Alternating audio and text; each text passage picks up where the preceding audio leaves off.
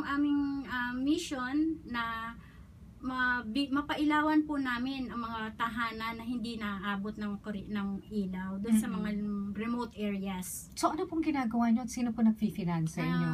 Madalas po yan, mga members po, hinihinga namin ng kahit pa isa-isang panel. Ano po ito, mga solar power mga producers solar din po? enthusiasts po sila, okay. mga DIYers. Meron din po, katulad po ngayon, nakapansin po kami ng Rotary Club. Maraming salamat po.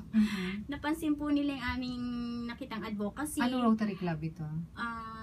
Mandaluyong po. Sa Mandaluyong. Nakita po nila yon, tapos gusto po nila makipag-tie up sa amin na mag-ocular kami sa Tanay, dun sa pinuntahan namin. At sabi niya po, ano yun yung aming binigay doon, parang dodoblehin pa po nila. Wow! So dadagdagan pa nila para mas marami pang mapailawan. Mas marami pa po mapailawan. Pero yung mga Tanay Rizal, napakalapit sa Metro Manila, pero wala silang kuryente. For a very long time. Yes po.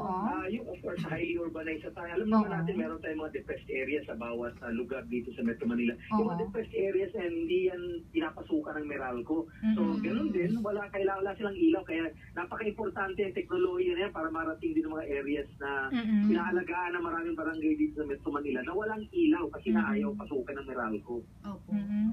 And that is very, very good, no? Dahil at least ang inyong grupo, nabibigyan nyo sila ng pailaw ngayon nang hindi na sila kinakailangan din magbayad ng regularly. So wala silang binabayaran sa inyo.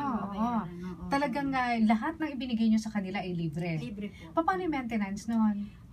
Wala pong maintenance yun eh. Basta tama lang may araw lang sila. Wala na. Naku, ang galing. Hindi maano ang maintenance ng simpleng solar setup. So naghahanap pa kayo ng iba pang lugar na ganito? Yes po, naghahanap po kami ng ibang lugar, naghahanap din po kami ng mga sponsor.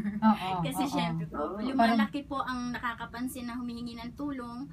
Kaya kailangan din po namin mapansin din kami ng mga sponsor. Actually, 2 months pa lang yung Masa Inc. 2 months pa lang sila nag-e-exist. Tapos ito, nakapagpailaw na sila na isang lugar dyan sa Tanay Rizal. So ano ang next target? Nangako po kami kasi dun sa kapitan na pupuntahan namin yung kalapit na barangay nila at saka yung pusod mismo ng tribe where the Dato lives. So mga tribo ito. Mga tribo po sila. Ay, gusto ko sumama. Sama tayo, bro.